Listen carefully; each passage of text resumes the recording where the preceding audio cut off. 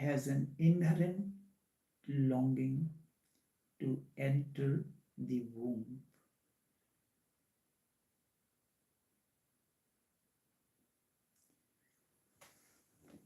Yesterday, if I put it in your language, it was the birthday of Tao.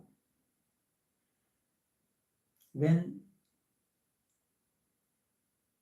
there is an occasion for somebody's birthday, we celebrate it according to our own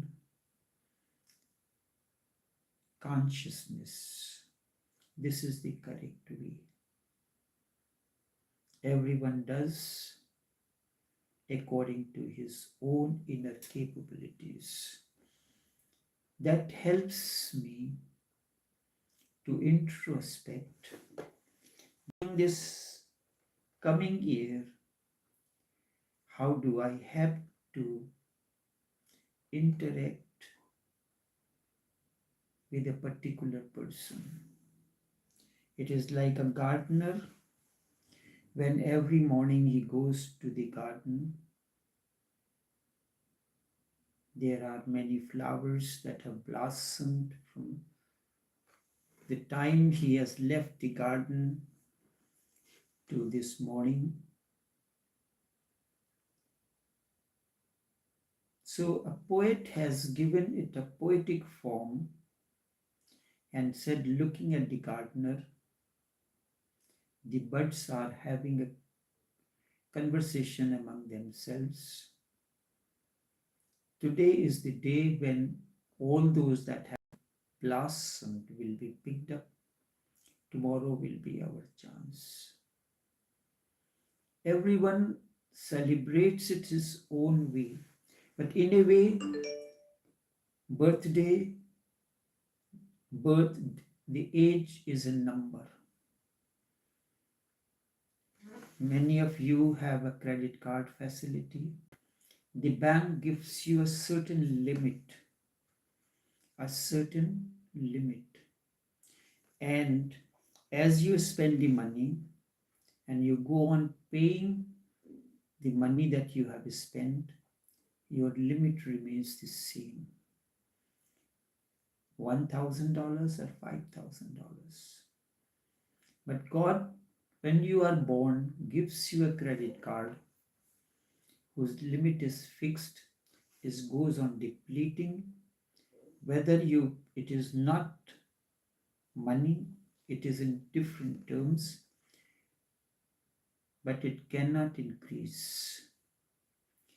So another example I can take, when you go to market or shopping mall for shopping, in the beginning you spend your time, money recklessly because you know you have enough money. By the time you have midday passed and you have spent a lot of money, now you have to be cautious. How are you spending your remainder of the money? And you are left with the money to pay for the car park and certain other things. So too, the beginning of our life, we spend recklessly our time. Without being bothered, we think that we have enough time. Birthday means one unit of time has been taken away. You have now lesser time to utilize. It is an occasion for introspection. How am I going to spend my remainder of the money? Recklessly? So this is an occasion. Many messages came. It is impossible, almost difficult, if not impossible, to respond to each one of these. And the evening before the beginning of the day, I switched off my phone. No calls were to be entertained. Only it is a time for me to introspect.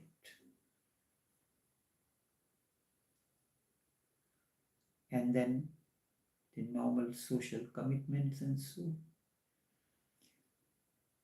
So I wish to sincerely thank everyone who sent their wishes in their own way with a blessing from me. Now, coming back to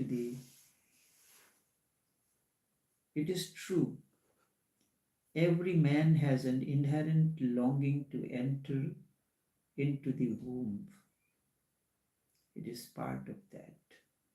Everything in nature wants to return to its source. This is one of the law.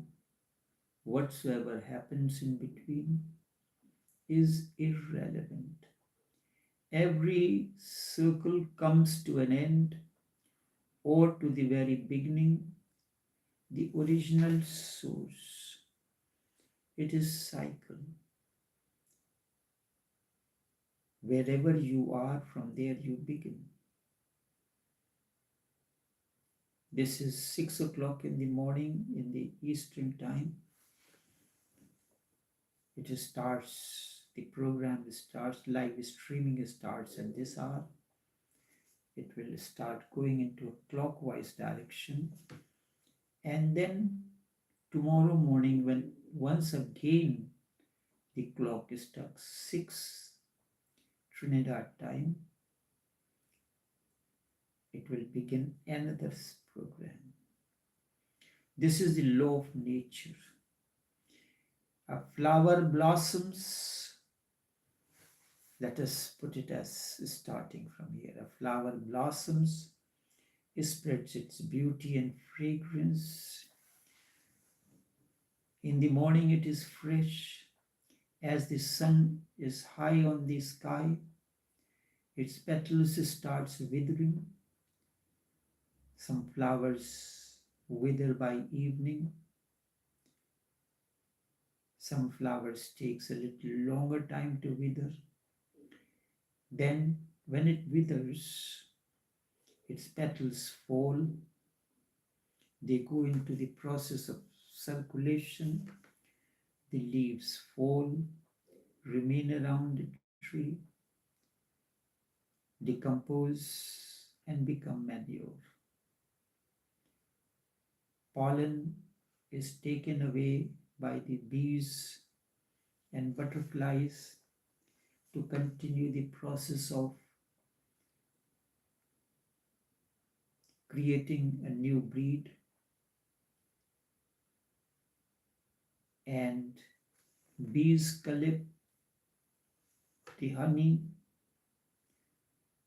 create the nectar from the flowers, and not only one flower, from different flowers, and convert into a life-giving nectarine honey. Seeds fall. The flower that has once blossomed becomes a seed again. It has returned to where it has begun its journey. It is part of it. Man is born out of womb. Whenever he is in distress or depression, whenever there is too much responsibility in the world, too much burden, things become heavy, difficult to handle, he wants to return back to the womb. Hence, there is tremendous attraction for womb. Hence, this attraction, this lust to enter the woman. You cannot enter, you cannot become child again. Once you have come out of the womb, you cannot enter. So the sexual act becomes a symbolic act. The penetration becomes symbolic. You are again in the womb. That is why sex becomes relaxing, and soothing, because this is the way to return to the womb, but at a different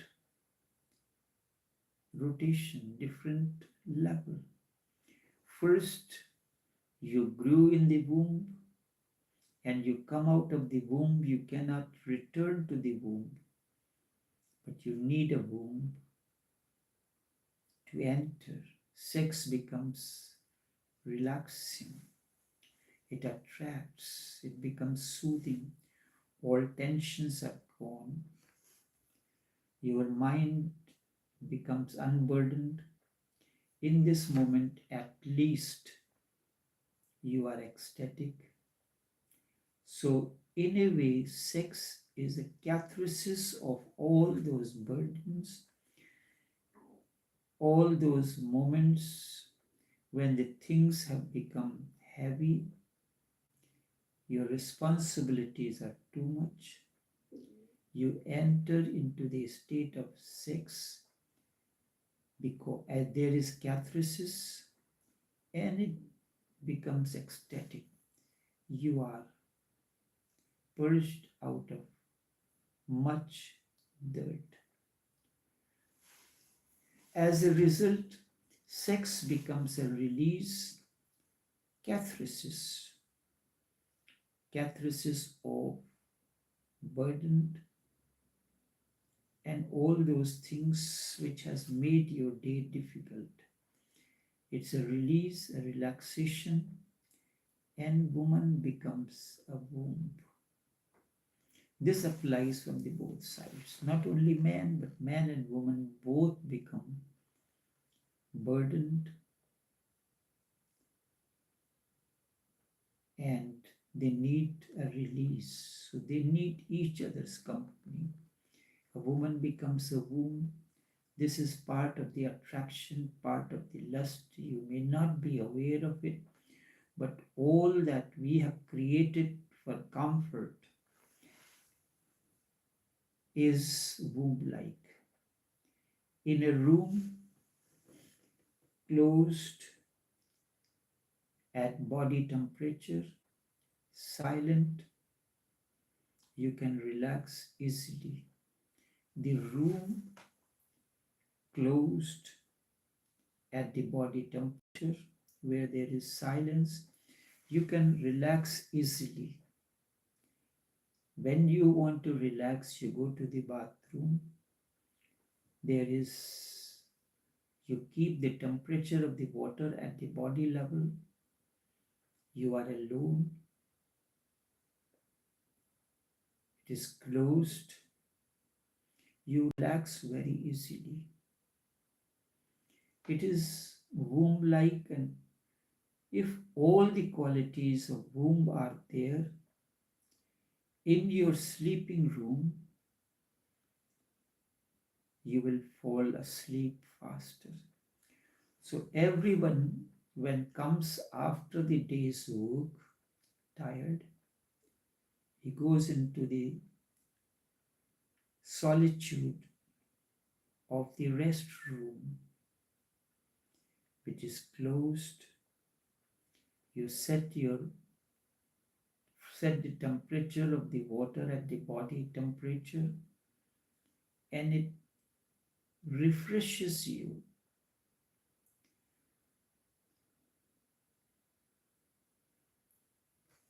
If your bedroom has all the facilities that are there in the restroom or the womb-like facilities, the qualities of the womb are there in your sleeping room,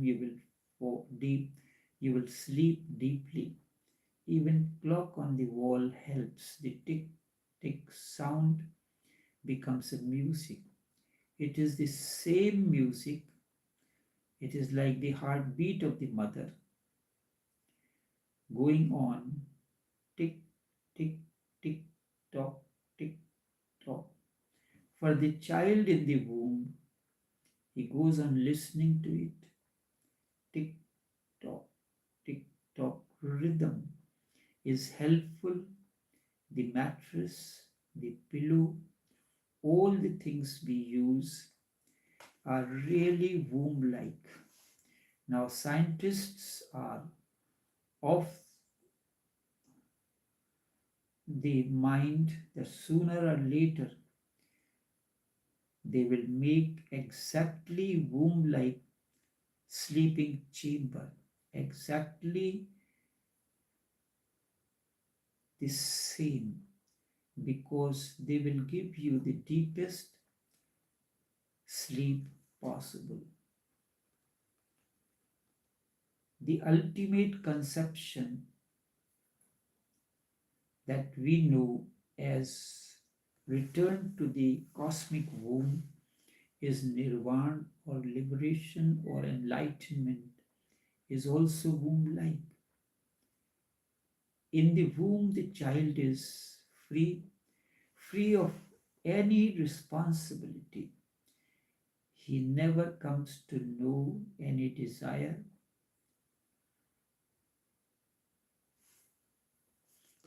There is nothing. Before the desire is there, it is fulfilled. Before there is desire, it is fulfilled.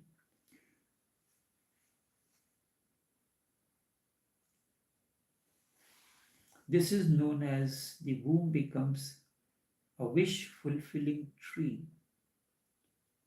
It is said in the heaven there is a wish fulfilling tree. Whosoever sits under it, whatsoever comes in your mind is immediately fulfilled.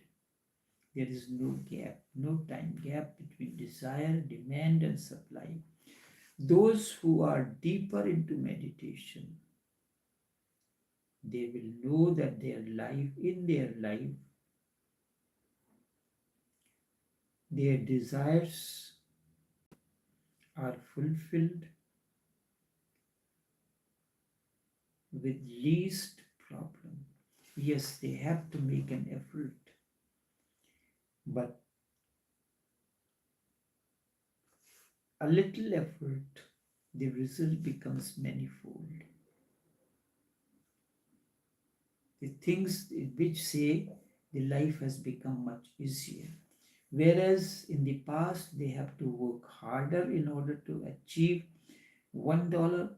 Now the effort or the labor is worth $1 and result is more than $1. This is what happens when one enters the cosmic womb or attains to the state of liberation or kaivalya.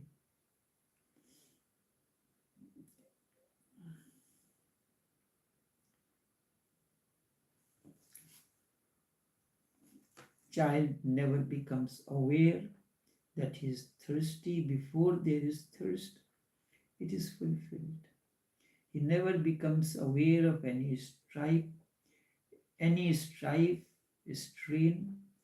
He is silently served by the cosmos around him.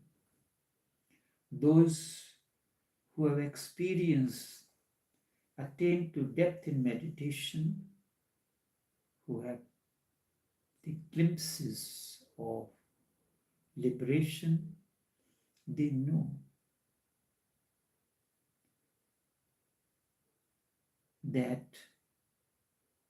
whatsoever they desired or required was always fulfilled.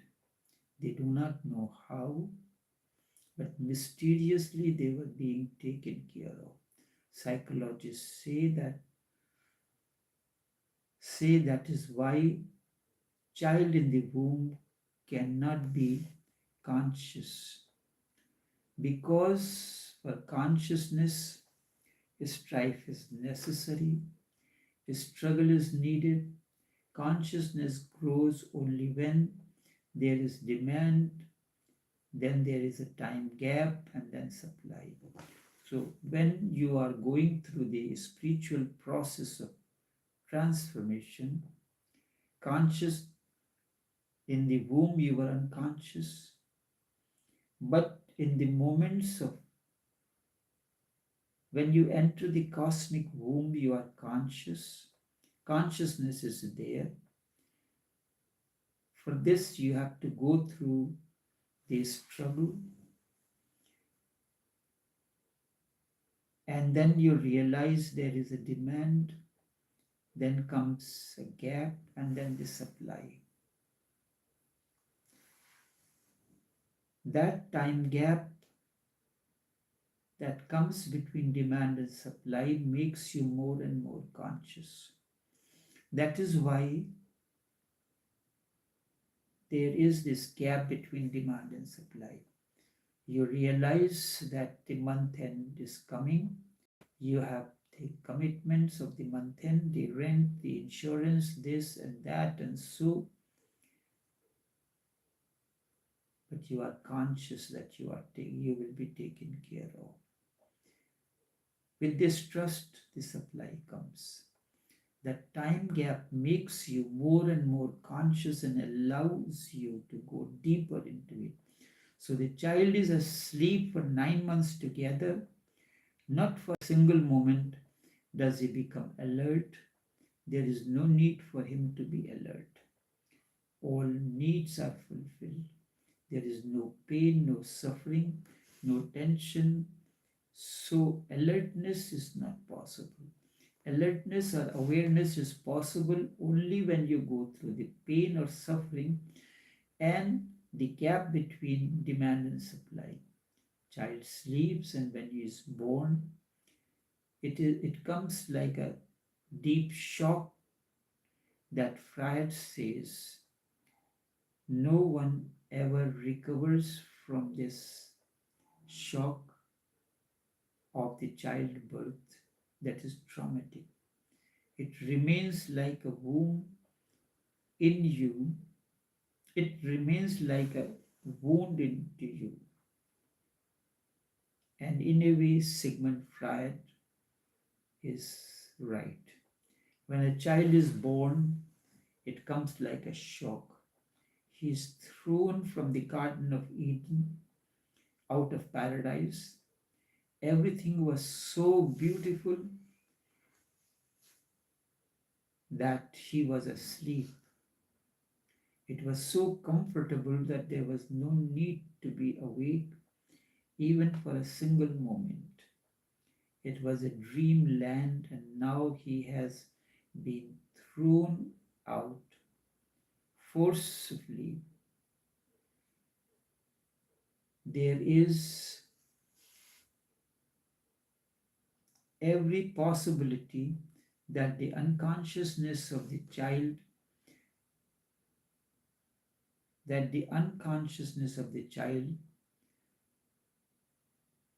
struggles to remain in the womb. So he wants to return to the womb. It is difficult to say whether it is so or not, but there is every possibility that the unconsciousness of the child struggles to remain in the womb. And the first moment out of the womb is bound to be greatest suffering, that the child will never suffer again. Even death will not be of such suffering, because in the first moment of his own, now he has to breathe, and the world has started with all its worries.